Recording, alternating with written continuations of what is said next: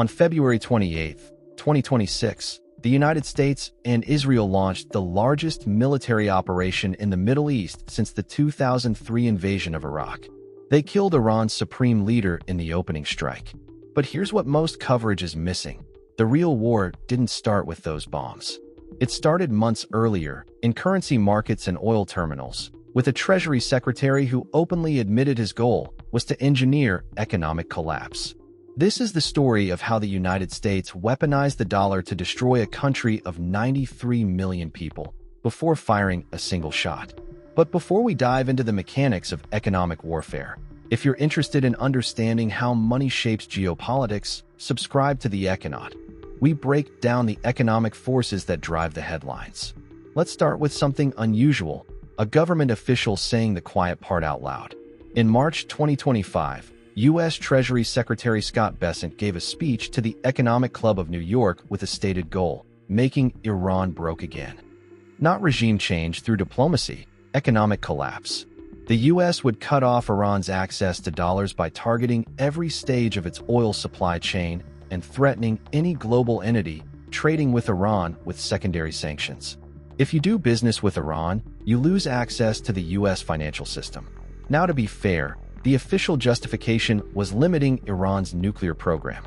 But Bessent described the mechanism explicitly: create a dollar shortage, where Iran literally runs out of hard currency needed to pay for imports, stabilize its currency, and fund basic government operations. In January 2026, during a congressional hearing, Bessent described the results. What we did at Treasury is created a dollar shortage in the country.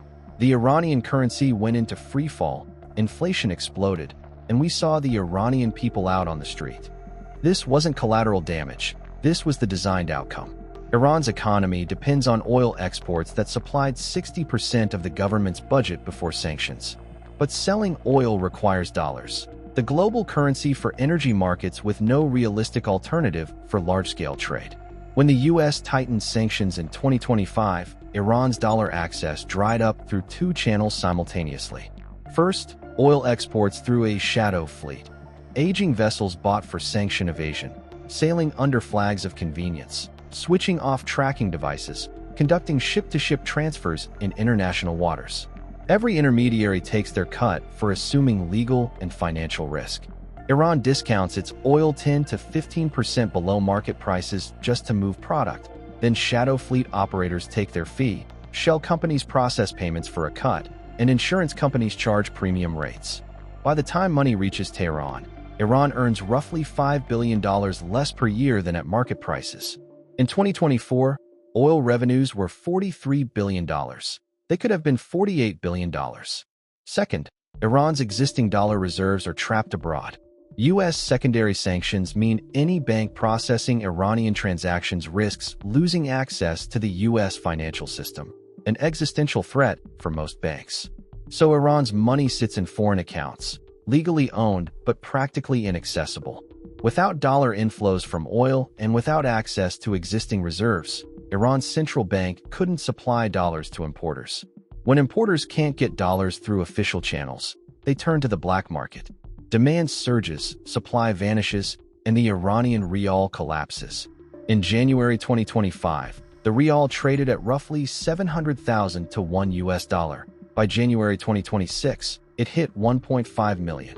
If you were an Iranian saver with $10,000 in January 2025, by January 2026, that account held $4,500 without you touching it.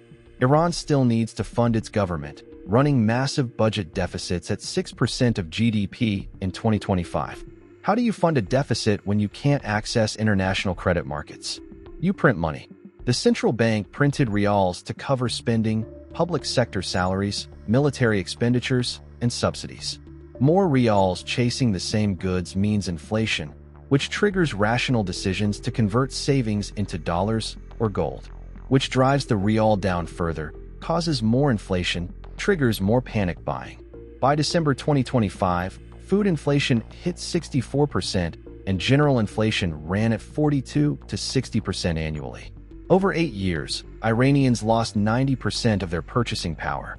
A middle-class salary from 2018 buys 10% of what it used to, $50,000 in purchasing power is now $5,000. Now here's the strange part. Iran has the world's largest hydrocarbon endowment, more energy resources than Saudi Arabia or Russia. Yet by late 2025, Iran experienced daily blackouts and fuel shortages. For decades, Iran sold gasoline domestically at 15,000 rials per liter. At the black market rate, that's 5 cents per liter. The real cost of refining and distributing? Closer to 50 cents per liter. The government subsidizes the difference, creating perverse incentives. At 5 cents per liter, gasoline is cheaper than bottled water, so Iranians use it accordingly. Inefficient cars, no conservation, significant waste. Because the price inside Iran is so far below neighboring countries, smuggling becomes extremely profitable. A fuel truck fills up for $15, drives across the border, sells for $300 in Iraq, a 2,000% markup. It's estimated 10 to 15% of Iran's subsidized gasoline ends up smuggled abroad. Electricity, food staples, and foreign exchange for essential imports are all subsidized. By 2024, these subsidies cost 1,800 trillion tomans, roughly the entire annual budget deficit. Obviously unsustainable, but politically untouchable. In December 2025, President Pezeshkian's administration eliminated the preferential exchange rate for importing essentials, announcing a monthly coupon worth 10 million rials to compensate.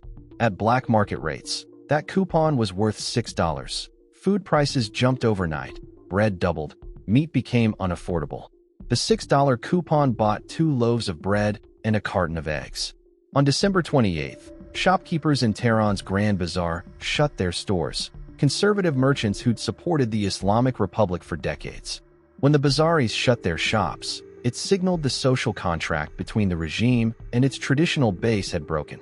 Protests spread within days to all 31 provinces, with demonstrators chanting death to the dictator. This was about legitimacy, not bread prices. On January 8th and 10th, security forces opened fire on crowds with thousands killed in one of the largest crackdowns in modern Iranian history. The government imposed the longest internet blackout in Iranian history, stopping Iran's $40 million per day digital economy.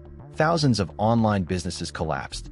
The blackout accelerated capital flight as wealthy Iranians moved money out while they could. Roughly $40 billion left Iran between 2024 and early 2026. Equivalent to an entire year of oil revenue. In December 2025, one of Iran's largest banks collapsed, forcing the central bank to print more money, which accelerated inflation and triggered more capital flight. Iran's geopolitical commitments were bleeding resources at exactly the wrong time. Supporting Hezbollah, Hamas, the Houthis, and various militias costs $10 to $16 billion per year. 25 to 35% of oil revenue spent on foreign organizations during a domestic crisis. From a purely economic standpoint, this seems irrational, but the Islamic Republic's legitimacy rests on anti-Western ideology and its position as leader of the axis of resistance. The government couldn't cut proxy funding without undermining its own reason for existing, what economists call a locked equilibrium. The regime needs proxy groups for ideological credibility, but funding them worsens the economic crisis, which undermines domestic legitimacy, which makes the regime more dependent on ideological credibility abroad. No economically rational exit exists without fundamentally restructuring what the regime represents, and regimes don't typically restructure themselves voluntarily. This unfolds against a demographic backdrop that makes everything worse. Iran's fertility rate collapsed from 6.5 children per woman in 1980 to 1.7 today, below replacement, while 180,000 to 200,000 educated Iranians immigrate annually. A shrinking tax base supporting a growing elderly population in an economy with 60% inflation and international sanctions is close to impossible. Which brings us back to February 28, 2026. When US and Israeli jets struck Iran, they weren't attacking a strong adversary. They were attacking a country in economic and political collapse. Protests showed the regime was vulnerable. Killings showed desperation. The internet blackout damaged the economy further. Capital flight accelerated. The The currency was in freefall, banks had collapsed, demographics were unsustainable. Strategically, this was the perfect moment to strike, not because Iran's military was weak, but because the economic foundation had already fractured. In military terms, the strikes targeted nuclear facilities and regime leadership, killing Khamenei in the opening wave. But in economic terms, the strikes finished what had already started. When you're running 6% budget deficits, 60% inflation, facing mass protests, bank collapses, and capital flight, a military conflict that destroys infrastructure isn't survivable. The war didn't cause Iran's collapse, economic warfare did. The military strikes simply made it visible, irreversible, and impossible to ignore. What the United States demonstrated between 2025 and 2026 is potentially a template for modern conflict. If you can destroy a country's currency, you don't need to invade. If you can engineer capital flight, you don't need boots on the ground.